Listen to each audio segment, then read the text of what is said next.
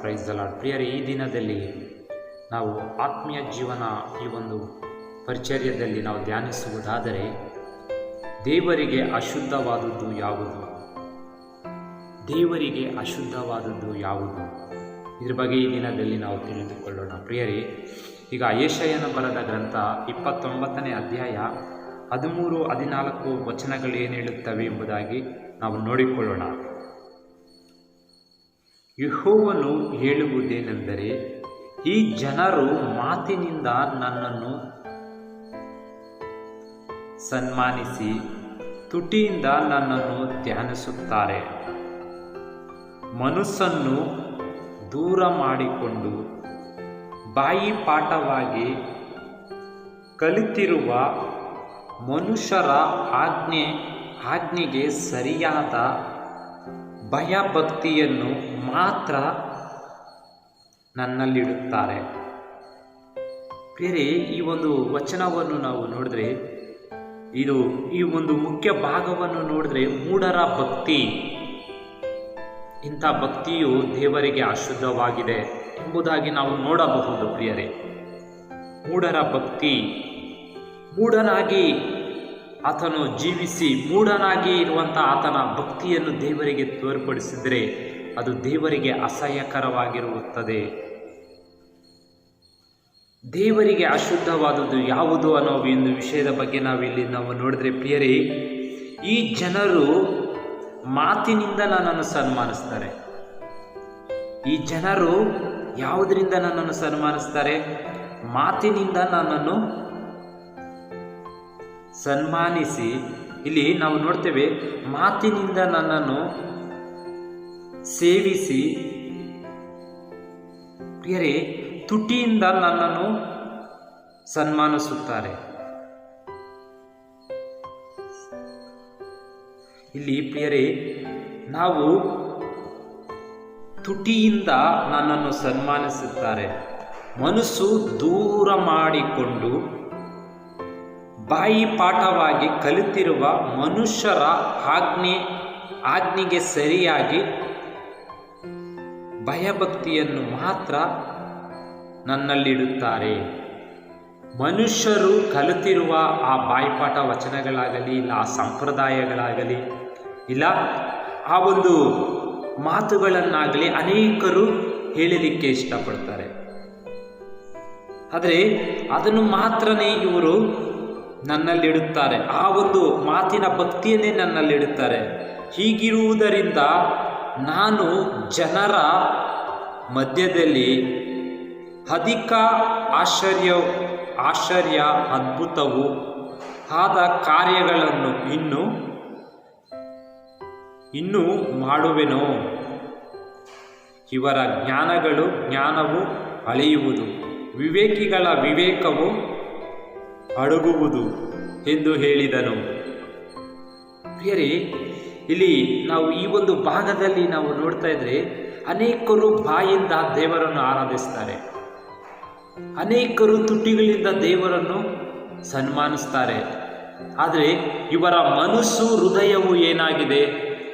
ದೂರವಾಗಿ ಉಳಿದಿದೆ. ಪ್ರಿಯರೇ, ದೇವರು ಬಯಸುವಂಥದ್ದು, ದೇವರಿಗೆ ಶುದ್ಧವಾದಂಥದ್ದು ಏನಂದರೆ ಮನಪೂರ್ವಕವಾದಂಥ ಭಕ್ತಿ, ಮನಪೂರ್ವಕವಾಗಿ ದೇವರನ್ನು ಪ್ರಾರ್ಥಿಸುವುದು, ಮನಪೂರ್ವಕವಾಗಿ ದೇವರ ಒಂದು ಪ್ರಾರ್ಥನೆಯಾಗಲಿ, ದೇವರಿಗೆ ಹಾಡುಗಳನ್ನಾಗಲಿ, ದೇವರ ಒಂದು ಆ ಸೇವೆಯನ್ನಾಗಲಿ ಮನಪೂರ್ವಕವಾಗಿ ಮಾಡಬೇಕು. ದೇವರಿಂದ ಕಲಿತುಕೊಂಡಿರುವ ಆ ದೇವರ ಆಜ್ಞೆಗಳನ್ನು, ಆ ಒಂದು ಆಜ್ಞಾಪೂರ್ವಕವಾದಂಥ ಮಾತುಗಳನ್ನು ಹಾಡಬೇಕು. ಪ್ರಿಯರೇ, ಇಲ್ಲಿ ಯಾಕೆ ಅನೇಕ ಜನರು ನನ್ನನ್ನು ಬಾಯಿನಿಂದ ಸೇವಿಸುತ್ತಾರೆ, ಸಮರ್ಪಿಸುತ್ತಾರೆ, ಹಾಗೂ ಅವರು ಹೃದಯದಿಂದ, ತುಟಿಗಳಿಂದ ನನ್ನನ್ನು ಸನ್ಮಾನಿಸುತ್ತಾರೆ, ಆದರೆ ಅವರ ಮನಸ್ಸು ನನ್ನಿಂದ ದೂರವಾಗಿದೆ. ಅವರ ಮನಸ್ಸು ನನ್ನಿಂದ ದೂರವಾಗಿದೆ ಎಂಬುದಾಗಿ ಇಲ್ಲಿ ನಾವು ನೋಡ್ತಾ ಇದ್ದೇವೆ. ಪ್ರಿಯರೇ, ಯಾರ ಮನಸ್ಸು ದೂರವಾಗಿದೆ ಎಂಬುದಾಗಿ ನಾವು ಇಲ್ಲಿ ನೋಡುವುದಾದರೆ, ಪ್ರಿಯರೇ, ಮೂಢತನದ ಭಕ್ತಿ ತೋರಿಸುವಂಥವರು, ಅವರ ಒಂದು ನಂಬಿಕೆಯು ದೂರವಾಗಿದೆ. ಅವರ ಒಂದು ವಿಚಾರದಲ್ಲಿ ಇಲ್ಲಿ ಹೇಳ್ತಾ ಇದ್ದೇನೆ ಪ್ರಿಯರೇ, ನೋಡ್ರಿ, ಈ ಅಶುದ್ಧವಾದಂಥ ಇಲ್ಲ ಮೂಢತನವಾದಂಥ ಭಕ್ತಿಯುಳ್ಳವರು ಇಲ್ಲಿ ಕೆಲವರಿದ್ದಾರೆ. ಅವರನ್ನು ನಾನು ನಿಮಗೆ ಈ ದಿನದಲ್ಲಿ ಪರಿಚಯ ಮಾಡಿಸ್ತೇನೆ. ಪ್ರಿಯರೇ, ನಾವು ಇಲ್ಲಿ ಮಾರ್ಕನು ಬರೆದ ಸುವಾರ್ತೆ 7ನೇ ಅಧ್ಯಾಯದಲ್ಲಿ ನಾವು ಗಮನಿಸುವುದಾದರೆ ಪ್ರಿಯರೇ, ಇಲ್ಲಿ ಕೆಲವರು ಮೂಢತನ ಭಕ್ತಿಯುಳ್ಳವರಿದ್ದಾರೆ. ಅಂದರೆ ಆ ಬಾಯಿ ಮಾತುಗಳಿಂದ, ಅವರ ಆಲೋಚನೆಗಳಿಂದ ಸಂಪ್ರದಾಯಗಳನ್ನು ಕಲಿತುಕೊಂಡು ಅವರ ಒಂದು ಬಾಯ್ಪಾಠ ಮಾತುಗಳನ್ನು, ಅವರ ಒಂದು ಆಚಾರ ವಿಚಾರಗಳನ್ನು ಜನರಿಗೆ ತಿಳಿಸುವಂಥವರು, ಅದರ ಪ್ರಕಾರನೇ ನಡಿಬೇಕು ಎಂಬುದಾಗಿ ಹೇಳುವಂಥವರು ಕೆಲವರಿದ್ದಾರೆ. ಅವರನ್ನು ನಾವಿಲ್ಲಿ ನೋಡುವುದಾದರೆ ಪ್ರಿಯರೇ, ಅವರು ಯಾರಂದರೆ ನಾವು 5ನೇ ವಚನದಲ್ಲಿ ನೋಡಬಹುದು. ಮಾರ್ಕನ ಬರೆದ ಸುವಾರ್ತೆ 7ನೇ ಅಧ್ಯಾಯ 5ನೇ ವಚನದಲ್ಲಿ, ಆದುದರಿಂದ ಫರಿಸಾಯರು ಶಾಸ್ತ್ರಿಗಳು ಯೇಸುವನ್ನು ನಿನ್ನ ಶಿಷ್ಯರು ಹಿರಿಯರಾದ ಆಚಾರಗಳನ್ನು ಅನುಸರಿಸುವುದಿಲ್ಲ, ಅಶುದ್ಧವಾದ ಕೈಗಳಿಂದಲೇ ಅವರು ಊಟ ಮಾಡುತ್ತಿದ್ದಾರಲ್ಲ ಎಂದು ಕೇಳಿದರು. ಇಲ್ಲಿ ಯಾರ್ಯಾರಿದ್ದಾರೆ? ಮೂಢ ಭಕ್ತಿಯುಳ್ಳವರು,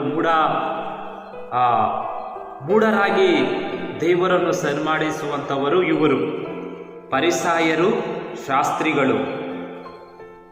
ಪ್ರಿಯರೇ, ಇವರು ಹೇಳ್ತಾ ಇದ್ದಾರೆ, ಇಲ್ಲಿ ಒಂದು ಘಟನೆಯು ನಡೆದಿದೆ. ಒಂದು ಮನೆಯಲ್ಲಿ ಯೇಸು ಕ್ರಿಸ್ತನು ಊಟಕ್ಕೆ ಕುಳಿತುಕೊಂಡಿದ್ದಾನೆ. ಅನೇಕ ಆತನ ಶಿಷ್ಯರಿದ್ದಾರೆ, ಅನೇಕ ಫರಿಸಾಯರು, ಶಾಸ್ತ್ರಿಗಳು ಇದ್ದಾರೆ. ಆದರೆ ಇವರೆಲ್ಲರೂ ಕೈ ತೊಳೆದುಕೊಂಡು ಸಂಪ್ರದಾಯಬದ್ಧವಾಗಿ ಇವರು ಊಟ ಮಾಡ್ತಿದ್ದಾರೆ. ಆದರೆ ಯೇಸುವನ್ನು ನಂಬಿರುವಂಥ ಶಿಷ್ಯರು ಕೈ ತೊಳೆಯದೆ ಊಟ ಮಾಡುತ್ತಿದ್ದಾರೆ. ಇಲ್ಲಿ ಅದನ್ನೇ ಇವರು ಕೇಳ್ತಾ ಇದ್ದಾರೆ ಪ್ರಶ್ನೆಯಾಗಿ, ಯಾಕೆ ನಿನ್ನ ಶಿಷ್ಯರು ಈ ಥರ ಮಾಡ್ತಾ ಇದ್ದಾರೆ? ಊಟ ಮಾಡುವುದಕ್ಕಿಂತ ಮುಂಚೆ ಕೈ ತೊಳೆಯುವುದಿಲ್ಲವೋ ಎಂಬುದಾಗಿ ಇವರು ಪ್ರಶ್ನೆ ಕೇಳ್ತಾ ಇದ್ದಾರೆ. ಆದರೆ ಯೇಸು ಅವರಿಗೆ ಉತ್ತರ ಕೊಟ್ಟಿದ್ದು 6ನೇ ವಚನದಲ್ಲಿ, ಅದಕ್ಕೆ ಆತನು, ಕಪಟಿಗಳೇ, ನಿಮ್ಮ ವಿಷಯದಲ್ಲಿ ಯೆಶಾಯನು ಸರಿಯಾಗಿ ಪ್ರವಾದಿಸಿದ್ದಾನೆ. ಅವನು ಬರೆದಿರುವಂತೆ, ಈ ಜನರು ಮಾತಿನಿಂದ ನನ್ನನ್ನು ಗೌರವಿಸುತ್ತಾರೆ, ಆದರೆ ಅವರ ಹೃದಯವು ನನ್ನಿಂದ ದೂರವಾಗಿದೆ. ಮೋಶೆಯು ಕೂಡ ನಿಮ್ಮ ವಿಷಯದಲ್ಲಿ ಈ ಮಾತನ್ನು ಹೇಳ್ತಾ ಇದ್ದಾನೆ. ಈ ಜನರು ಮಾತಿನಿಂದ ನನ್ನನ್ನು ಸನ್ಮಾನಿಸ್ತಾರೆ, ಗೌರವಿಸುತ್ತಾರೆ, ಆದರೆ ಅವರ ಹೃದಯವು ನನ್ನಿಂದ ದೂರವಾಗಿದೆ. ಈ ಒಂದು ಮಾತು ಯೇಸು ಸ್ವಾಮಿ, ಆ ಮೋಶೆಯು ಹೇಳಿರುವಂಥ ಮಾತು ಯೇಸು ಸ್ವಾಮಿ ಈ ರೀತಿಯಾಗಿ ಹೇಳ್ತಾ ಇದ್ದೇನೆ. ಮೋಶೆಯು ನಿಮ್ಮ ವಿಷಯದಲ್ಲಿ ಈ ಮಾತನ್ನು ಹೇಳ್ತಾ ಇದ್ದೇನೆ, ನೀವು ಸಂಪ್ರದಾಯಗಳು ಬೇಕು ಎಂಬುದಾಗಿ ಬಯಸ್ತೀರ. ಬಾಯಿ ಕೈ, ನೀವು ಮೇಲಿನ ಒಂದು ಬಾಯಿ ಕೈ ದೇಹವು ಸ್ವಚ್ಛವಾಗಿದ್ದರೆ ಸಾಕು ಎಂಬುದಾಗಿ ನೀವು ಬಯಸ್ತಾ ಇದ್ದೀರಾ.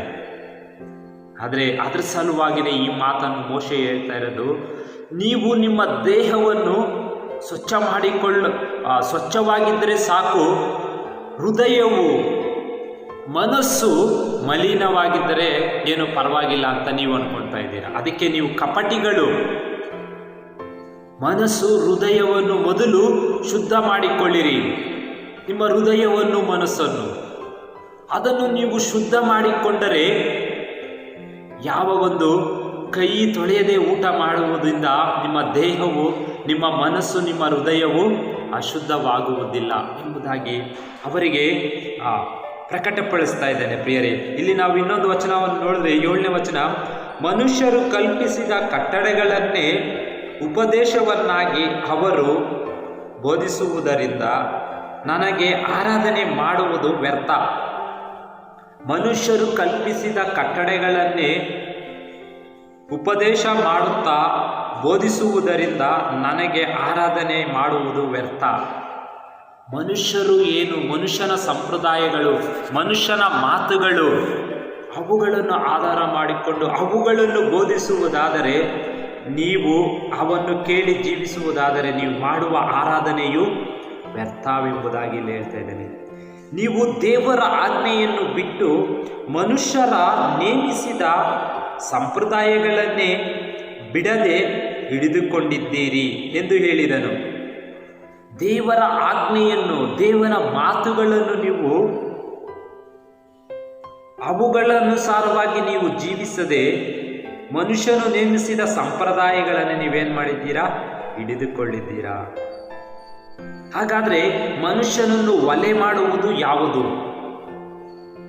ದೇವರಿಗೆ ಅಶುದ್ಧಕರವಾದದ್ದು ಯಾವುದು? ಮನುಷ್ಯನಿಂದ, ನಮ್ಮಿಂದ ದೇವರಿಗೆ ಅಶುದ್ಧಕರವಾದದ್ದು ಯಾವುದು ಪ್ರಿಯರೇ? ಅಲ್ಲಿ ಅನೇಕರು ಹೇಳ್ತಾ ಇದ್ದಾರೆ, ನಿನ್ನ ಶಿಷ್ಯರು ಹೀಗೆ ಮಾಡುತ್ತಿದ್ದಾರೆ, ಸರಿನೋ ತಪ್ಪೋ? ನಮ್ಮ ಸಂಪ್ರದಾಯದಲ್ಲಿದೆ, ಸಂತೆಗೆ ಹೋಗಿ ಬಂದರೆ ಸ್ನಾನ ಮಾಡಿಕೊಳ್ಬೇಕು, ಒಂದು ಮರಣಕ್ಕೆ ಹೋಗಿ ಬಂದರೆ ಸ್ನಾನ ಮಾಡಿಕೊಳ್ಳಬೇಕು, ಹೊರಗಿನಿಂದ ಒಳಗೆ ಬರುವಾಗ ಕೈಗಳನ್ನು ಕಾಲುಗಳನ್ನು ತೊಳೆದುಕೊಳ್ಳಬೇಕು, ಇದು ನಮ್ಮ ಸಂಪ್ರದಾಯ ಎಂಬುದಾಗಿ ಅವರು ಪ್ರಶ್ನೆ ಹಾಕ್ತಿದ್ದಾರೆ. ಫರಿಸಾಯರು, ಶಾಸ್ತ್ರಿಗಳು. ಬೇರೆ ಅದು ತೊಳೆದುಕೊಳ್ಳಬೇಕು. ವೇಳೆ ತೊಳೆದುಕೊಳ್ಳುವುದು ಇಲ್ಲ, ತೊಳೆದುಕೊಳ್ಳದೆ ಇರುವುದು ಅದು ಎರಡನೆಯ ವಿಷಯವಾಗಿದೆ. ಆದರೆ ಮನುಷ್ಯನನ್ನು ಅಶುದ್ಧ ಮಾಡುವುದು, ಮನುಷ್ಯನಿಂದ ದೇವರಿಗೆ ಅಶುದ್ಧವಾದದ್ದು ಯಾವುದು ಎಂಬುದಾಗಿ ನೋಡಿದ್ರೆ ಅನೇಕರು ಮನುಷ್ಯನ ಕಟ್ಟಳೆಗಳನ್ನೇ ಅವರು ಧ್ಯಾನಿಸುವಂಥವರಾಗಿರ್ತಾರೆ, ಮನುಷ್ಯನ ಸಂಪ್ರದಾಯಗಳನ್ನೇ ಅವರು ಬೋಧಿಸುವಂಥವರಾಗಿರ್ತಾರೆ. ಮನುಷ್ಯನ ಸಂಪ್ರದಾಯಗಳು, ಮನುಷ್ಯನು ಕಲಿತುಕೊಂಡಿರುವ ಆ ಒಂದು ಬಾಯಿಪಾಠ ವಚನಗಳಿಂದ ಮನುಷ್ಯನನ್ನು ಏನು ಒಲೆ ಮಾಡುತ್ತದೆ. ಬೇರೆ ಇಲ್ಲಿ ಹೇಳ್ತಾನೆ, ಮನುಷ್ಯನು ಬಾಯಿ ಒಳಗಡೆ ಹೋಗುವುದೆಲ್ಲ ಒಳ್ಳೆಯದು, ಆದರೆ ಮನುಷ್ಯನು ಬಾಯಿಯಿಂದ ಹೊರಗೆ ಬರುವುದೆಲ್ಲ ಏನು? ಅದು ಒಲೆಯಾಗುವಂಥದ್ದು. ಒಲೆ ಅಂದರೆ ಬೇರೆ ಮನುಷ್ಯನ ಬಾಯಿಂದ ಅನೇಕ ಕೆಡುಕುಗಳು ಬರುತ್ತವೆ ಪ್ರಿಯರೇ.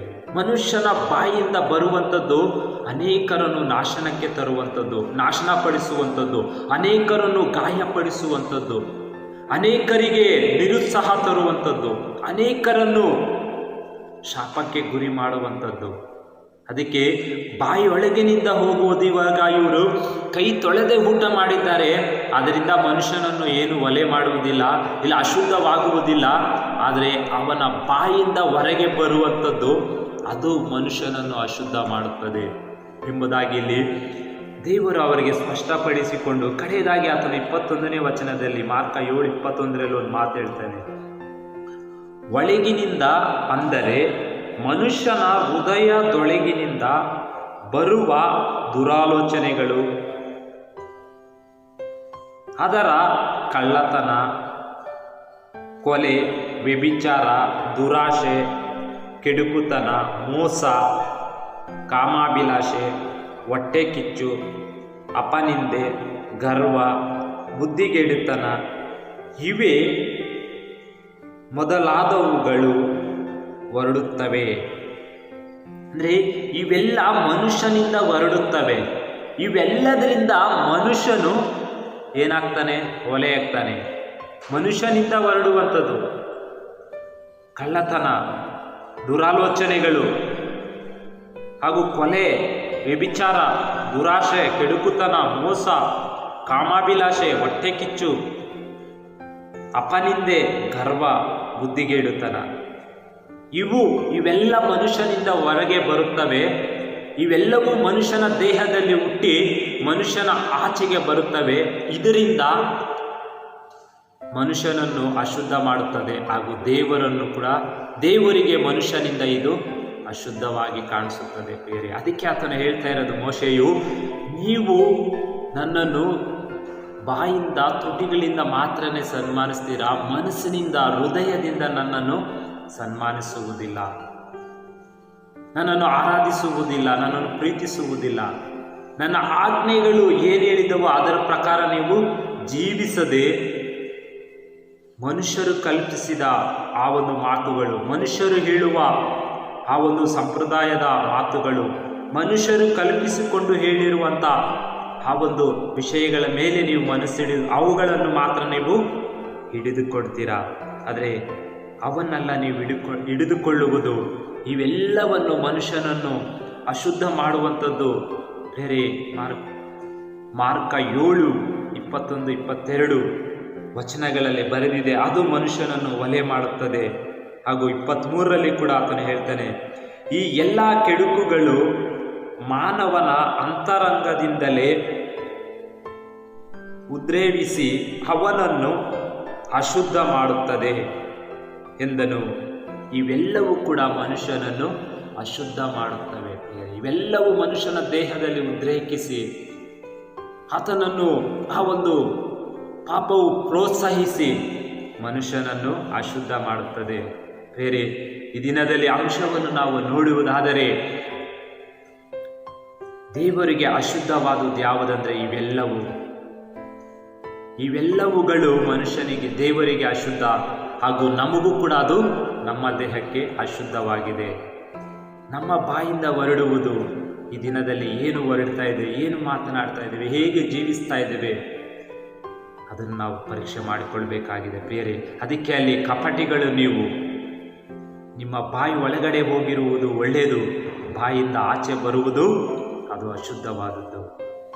ಈ ದಿನದಲ್ಲಿ ನಮ್ಮ ಬಾಯನ್ನು ಹತೋಟಿಯಲ್ಲಿಟ್ಟುಕೊಂಡು ನಮ್ಮ ಬಾಯನ್ನು ಒಲೆಪಡಿಸಿಕೊಳ್ಳುವುದು ಬೇಡ. ಏಕೆಂದರೆ ನಮ್ಮ ಬಾಯಿಂದ ದೇವರನ್ನು ಆರಾಧಿಸ್ತೇವೆ, ಅದೇ ಬಾಯಿಂದ ಅನೇಕರನ್ನು ದೂಷಿಸ್ತೇವೆ, ಅನೇಕರನ್ನು ಶಪಿಸ್ತೇವೆ, ಅನೇಕರ ಮಾತುಗಳು, ಕೆಟ್ಟ ಮಾತುಗಳು, ಕೆಟ್ಟ ಆಲೋಚನೆಗಳು ನಮ್ಮಿಂದನೇ ಹೊರಡು ಬರುತ್ತವೆ. ಹೀಗೆ ಇದ್ದು ನೀವು ಮಾಡುವ ಆರಾಧನೆಯು ನನಗೆ ವ್ಯರ್ಥವಾಗಿ ಎಂಬುದಾಗಿ ಈ ಒಂದು ಭಾಗದಲ್ಲಿ ನಾವು ನೋಡ್ತೇವೆ.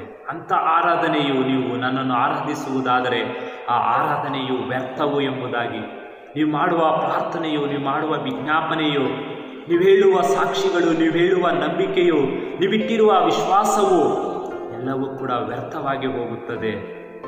ಸೊ ಇವೆಲ್ಲವನ್ನು ಬಿಟ್ಟು ನೀವು ಮನಪೂರ್ವಕವಾಗಿ ಹೃದಯದಿಂದ ನನ್ನನ್ನು ಸನ್ಮಾನಿಸಿರಿ, ನನ್ನನ್ನು ಪ್ರೀತಿಸಿರಿ, ನನ್ನನ್ನು ಆರಾಧಿಸಿರಿ, ಅದು ನನಗೆ ಇಷ್ಟಕರವಾಗಿರುತ್ತದೆ ಎಂಬುದಾಗಿ ಇಲ್ಲಿ ದೇವರು ಹೇಳಲಿಕ್ಕೆ ಇಷ್ಟಪಡ್ತಾ ಇದ್ದೇನೆ. ಈ ಒಂದು ಚಿಕ್ಕ ವಾಕ್ಯ ದೊಡ್ಡ ಕಾರ್ಯ ಮಾಡಲಿ. ಕೇಳುವ ಹಾಗೂ ನೋಡುವ ಎಲ್ಲರಿಗೋಸ್ಕರ ಒಂದು ಚಿಕ್ಕ ಪ್ರಾರ್ಥನೆ. ಸರ್ವಶಕ್ತನಾದ ದೇವರೇ ಯೇಸುವೆ, ಈ ವಾಕ್ಯ ಭಾಗಗಳಿಂದ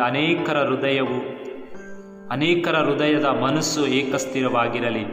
ಎಲ್ಲರೂ ಬಾಯಿಂದ ತುಟಿಗಳಿಂದ ಮಾತ್ರನೇ ನಿಮ್ಮನ್ನು ಸನ್ಮಾನಿಸದೆ ಹೃದಯಪೂರ್ವಕವಾಗಿ, ಏಕ ಮನಸ್ಸಪೂರ್ವಕವಾಗಿ ನಿಮ್ಮನ್ನು ಸನ್ಮಾನಿಸಿ, ನಿಮ್ಮನ್ನು ಆರಾಧಿಸಿ, ನಿಮ್ಮನ್ನು ಪ್ರಾರ್ಥಿಸಲಿಕ್ಕೆ, ನಿಮ್ಮ ಮೇಲೆ ನಂಬಿಕೆ ಇಡಲಿಕ್ಕೆ ಕೃಪೆ ಮಾಡು. ಈ ಚಿಕ್ಕ ಪ್ರಾರ್ಥನೆ ಯೇಸುವಿನ ನಾಮದಲ್ಲಿ ತಂದೆ, ಆಮೇನ್. God bless you.